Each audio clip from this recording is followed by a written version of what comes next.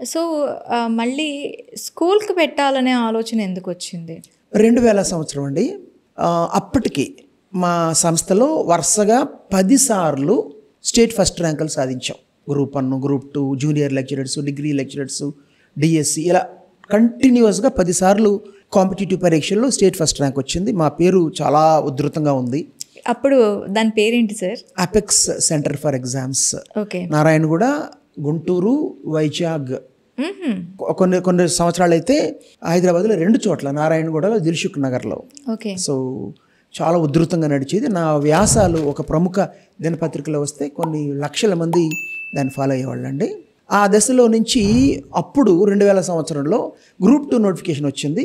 దాదాపు 1000 పోస్టులతో వస్తుంది అనుకుంటే చివరికి 600 అన్నారు. చివరికి 236 పోస్టులతో వచ్చింది. నిరుద్యోగుల్లో, ఉద్యోగార్థుల్లో బాగా అసంతృప్తి ఉంది. సరే, అప్లై చేశారు, ప్రిపేర్ అవుతున్నారు.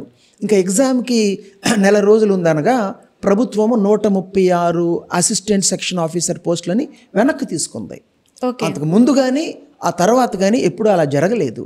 దీంతో అప్పటి ఉద్యోగార్థుల్లో విపరీతమైన అసంతృప్తి,